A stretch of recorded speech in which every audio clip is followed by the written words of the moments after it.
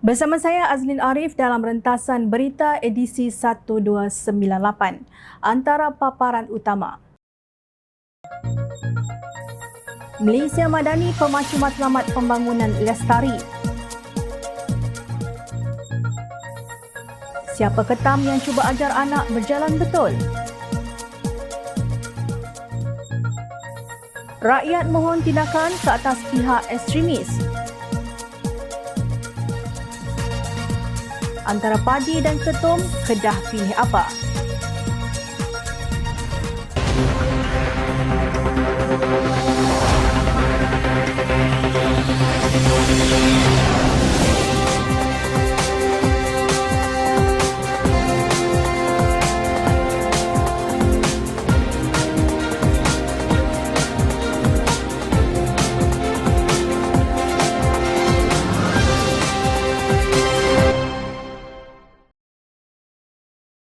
Assalamualaikum dan salam sejahtera. Pertubuhan Bangsa-Bangsa Bersatu menggariskan 17 objektif global dalam Matlamat Pembangunan Lestari (SDG). Ia merupakan bahagian penting dalam rancangan pembangunan jangka panjang Malaysia dan termasuk dalam rancangan Malaysia ke-12 2021 hingga 2025. Konsep pembangunan lestari ini menjadi tema utama pemulihan COVID-19 dunia. Malaysia juga menyatakan komitmennya untuk bebas karbon pada tahun 2050 di samping meneruskan usaha utamanya dalam menangani isu-isu seperti kemiskinan dan ketidaksamaan, kesihatan, pendidikan dan perumahan.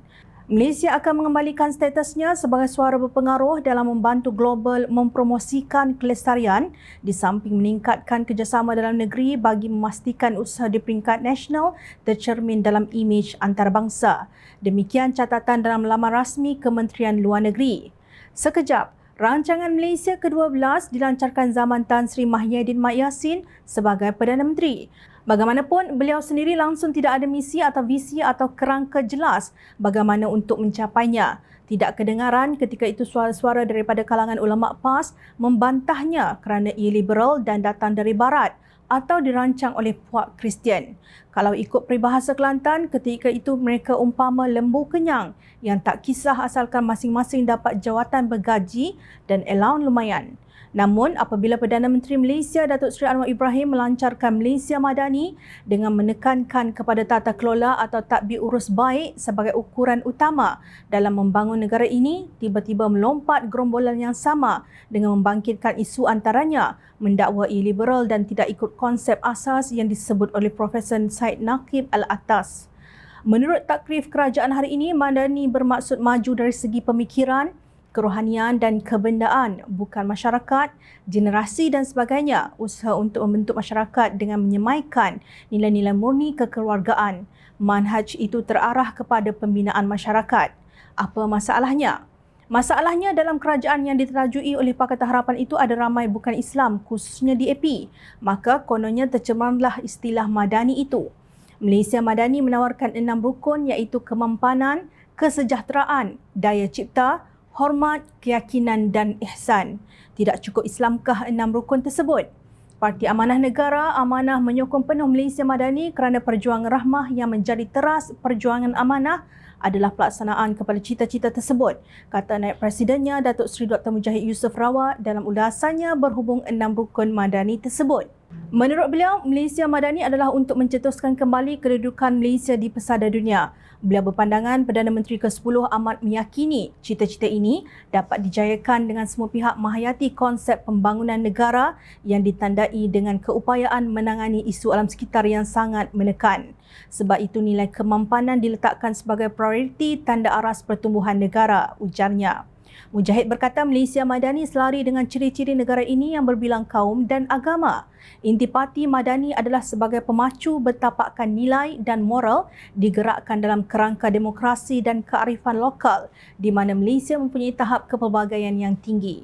Keperluan menangani kerapuhan disebabkan instigasi kaum dan eksploitasi agama ditangani dengan nilai hormat dan kesejahteraan yang terangkum dalam Malaysia Madani, katanya. Perdana Menteri ke-10 memberi jaminan bahawa tiada tempat kepada perkauman sempit yang menghilangkan kepercayaan atau trust antara kaum dalam negara ini. Bahaya perkauman dan eksploitasi agama ialah ia terkait dengan mewajarkan ketidakadilan, rasuah, malah penindasan. Perkara ini tidak boleh dibiarkan berlaku tanpa dipertanggungjawabkan perilaku kelompok yang mengambil kesempatan di atas motif tertentu, ujar Mujahid. Beliau bukan lagi penanda aras dalam melahirkan Malaysia Madani. Angka mungkin tidak mencerminkan hal sebenar yang dideritai oleh rakyat, maka kayu pengukur kesejahteraan perlu sesuai dengan hasrat Madani yang terpandu dengan nilai-nilai manusiawi sejagat seperti keadilan dan rahmah dalam memacu pembangunan negara, tegasnya. Dalam bahasa mudah, kesejahteraan masyarakat hanya menjadi realiti apabila kesamarataan atau equity antara wilayah dan tidak wujud pembolotan 10% di atas kepada hampir 70% kekayaan negara.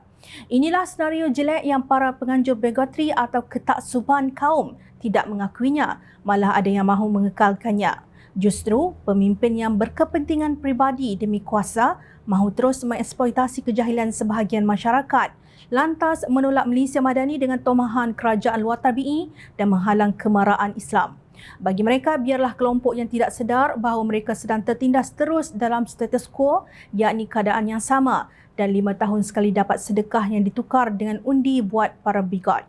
Wahai rakyat Malaysia, marilah kita berubah bukan kerana ketaksuban, tetapi membangun dengan bangga sebagai bangsa Malaysia.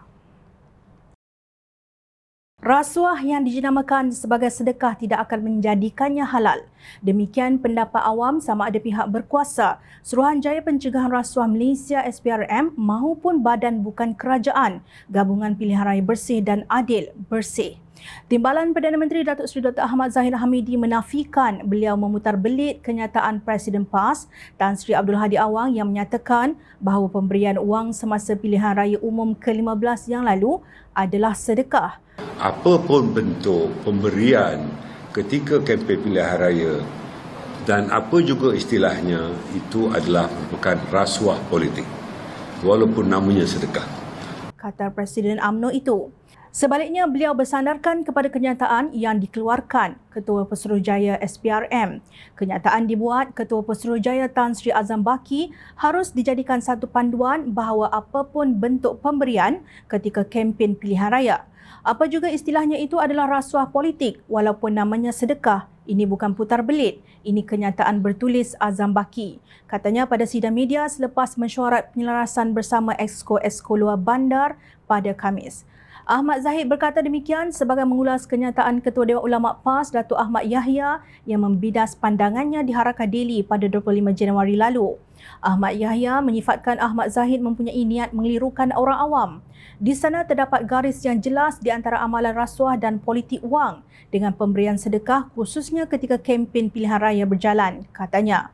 Menurut beliau, Presiden PAS yang dipanggil Tuan Guru tidak pernah berdolak dalik dengan pandangannya. Apa yang dijelaskan itu telah nyata. Ia tidak ada kaitan dengan usaha menghalalkan amalan rasuah sebagaimana yang cuba ditohmah oleh Zahid Hamidi.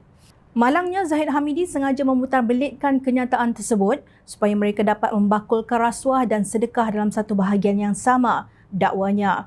Dia juga mendakwa sokongan luar biasa yang diterima PAS dan Perikatan Nasional adalah lambang keyakinan rakyat terhadap PAS dan PN serta mesej bersih dan stabil yang ditampilkan.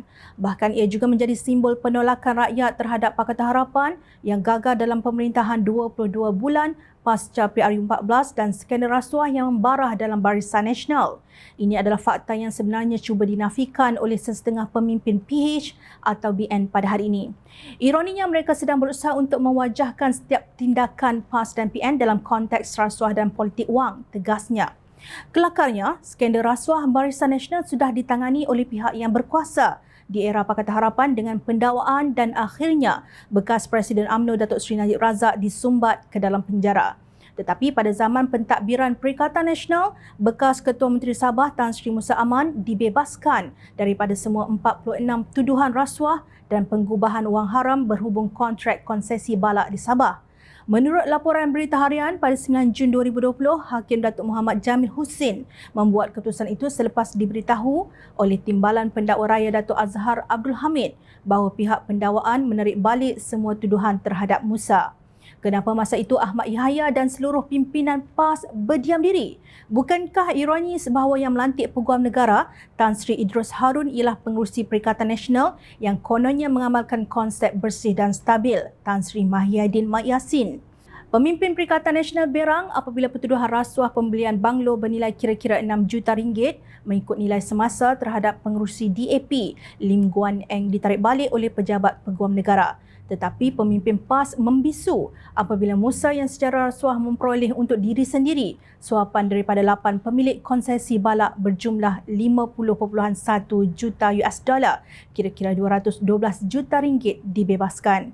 Justru nasihat anda bahawa PH dan BN tidak menjadi ibarat seekor ketam yang mengajar anaknya berjalan betul harus ditujukan kepada pimpinan Perikatan Nasional sendiri yang di dalamnya ada PAS. Pemimpin PAS berhujah berdegar-degar menyindir pihak parti lain dengan iringan ayat-ayat Quran dan hadis, tetapi rasuah okey sebab kononnya sedekah. Pengarah Biro Mobilisasi Parti Amanah Negara Muhammad Sani Hamzan bersama seluruh kepimpinannya dalam Pakatan Harapan kemarin mengangkat sembah mengadu kepada Sultan Selangor, Sultan Sharafuddin Idris Shah menerusi sebuah memorandum berhubung fahaman dan pemikiran melampau Presiden PAS Tan Sri Abdul Hadi Awang. Dalam memorandumnya, Ahli Parlimen Hulu Langit itu memetik beberapa perenggan ayat Abdul Hadi yang menunjukkan pemikiran ekstremisme daripada rencananya bertajuk "Jangan kecewakan peranan anak muda" yang diterbitkan Harakah Daily pada 6 Januari 2023. Menurut Muhammad Sani, Presiden PAS itu dengan mudah menggelar parti selain mereka sebagai pasukan ahzab, sedangkan majoritinya adalah terdiri daripada parti dan kumpulan yang dianggotai Muslim. Menerusi ayatnya, maka terciptalah satu kumpulan ahzab yakni barisan parti dan kumpulan yang berbeza ideologi dan niat yang tidak ikhlas bersatu untuk menentang Islam yang pernah dihadapi oleh generasi awal dengan penuh keimanan. Peperangan ahzab itu sedia maklum pertembungan antara pasukan Muslim dan kufar yang memerangi Islam. Abdul Hadi juga didakwa cuba mempetikai rukun negara, keluhuran perlembagaan dan kedaulatan undang-undang. Menerusi perenggan seterusnya yang berbunyi begini. Adapun penubuhan kerajaan pasca pilihan raya adalah di luar tabi'i demokrasi yang sebenar bersama penipuan yang nyata dengan mengumpulkan semua kumpulan penipu, penyangak dan oportunis. Dalam hubungan ini, Muhammad Sani berkata kerajaan perpaduan diterajui Datuk Seri Anwar Ibrahim adalah dengan pekenan yang di-Pertuan Agong Al-Sultan Abdullah Riayatuddin Al-Mustafa Billah Shah. Penubuhannya adalah selari dengan undang-undang dan perlembagaan yang diterima masyarakat umum dan mendapat pengiktirafan antarabangsa. Perdana Menteri dan kerajaan hari ini telah berjaya dibuktikan keabsahannya dengan mendapat sokongan ahli parlimen pada 20 Disember tahun lalu. Abdul Hadi sendiri ada dan terlibat dalam pengundian itu. Dalam sikap berterusan seolah-olah cubaan mempertikai keluhuran perlembagaan dan kedaulatan undang-undang, kata Muhammad Sani. Hakikatnya kerajaan tebuk atap yang Abdul Hadi turut menjayakannya sebelum ini itulah di luar tabi'i demokrasi.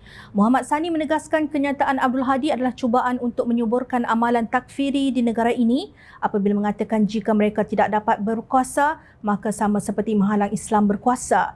Gejala sesat takfiri yang mentakdis kumpulan mereka sahaja sebagai Islam dan selainnya adalah musuh Islam, maka kalau dibiarkan akan menyebabkan gejala takfiri terus berleluasa di Malaysia, ujar Muhammad Sani.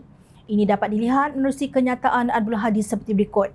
Perkara yang paling penting apabila anak muda mendapat petunjuk Allah Subhanahu Wa Taala untuk menunaikan kewajipan mengundi yang menjadi jihad fardu ain bukan lagi fardu kifayah kerana Islam dan umatnya diancam.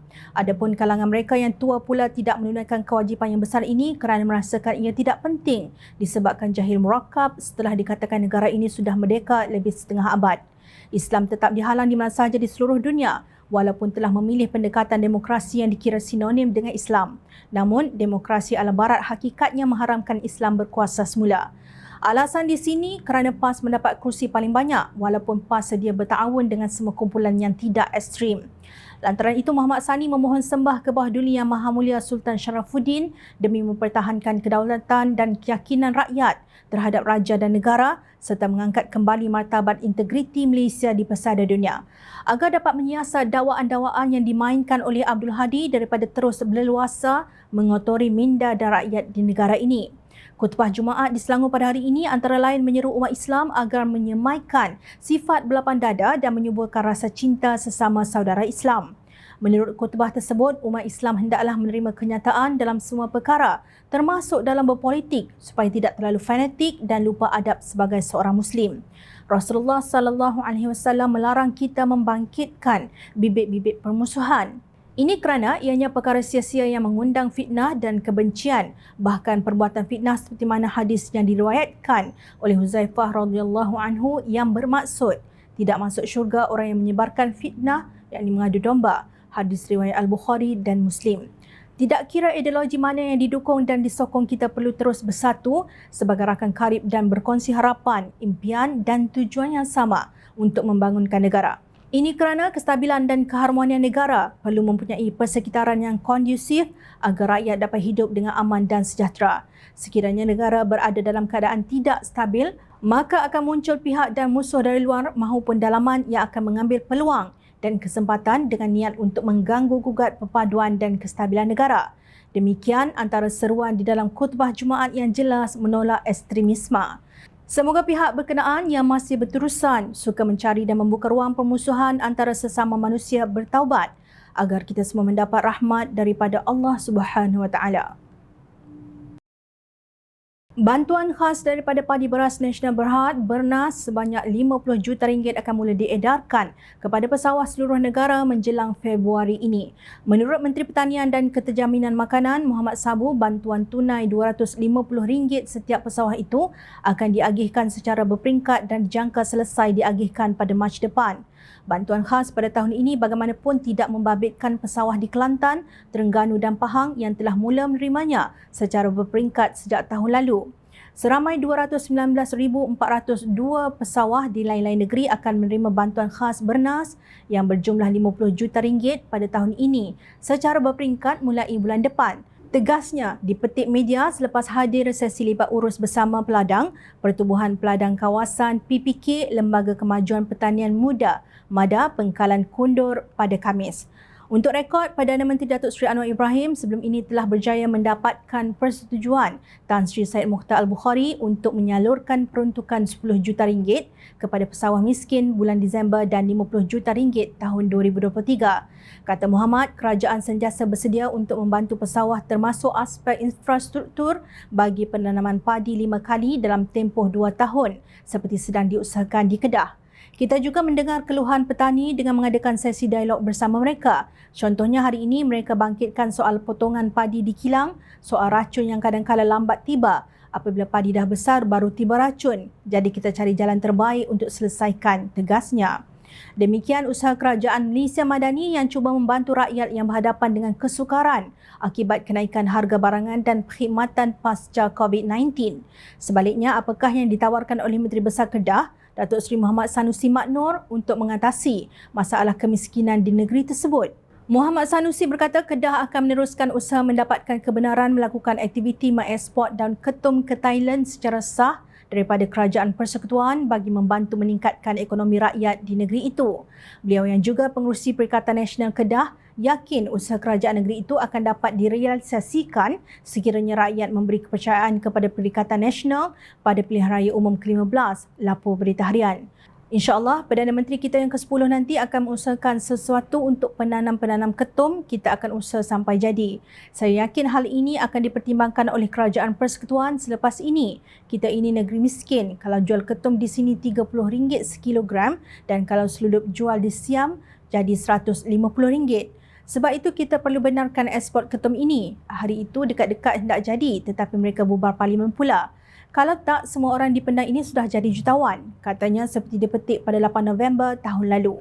Muhammad Sanusi berkata terdapat kebaikan sekiranya kerajaan membenarkan aktiviti ekspor dan ketum segar daripada terus berlaku penyeludupan tumbuhan itu selain disalahguna oleh masyarakat. Kalau tak benarkan, itulah yang rebus di rumah orang beli sampai jadi hitam kulit, lepas tu kepala pening. Kita tak mahu orang kita rosak. Ada juga kes orang yang seluduk bawa daun ketum lari sehingga jatuh gaung dan mati. Kalau dia tak perlu lari, mungkin dia hidup sampai sekarang, ujarnya.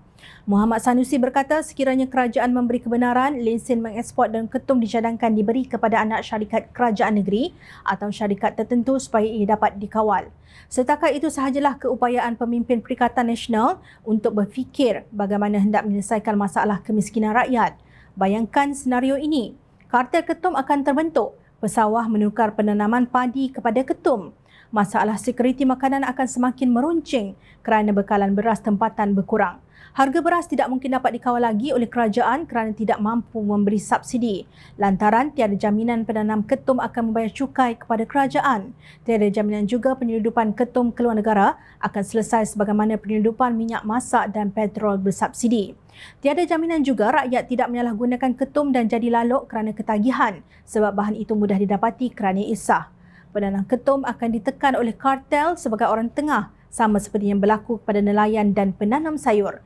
Agaknya berapa ramai rakyat Kedah yang akan jadi jutawan seandainya ladang ketum dan perniagaan sah. Syukur Allah Subhanahu Wa Taala tidak mengizinkan Perikatan Nasional menjadi kerajaan persekutuan.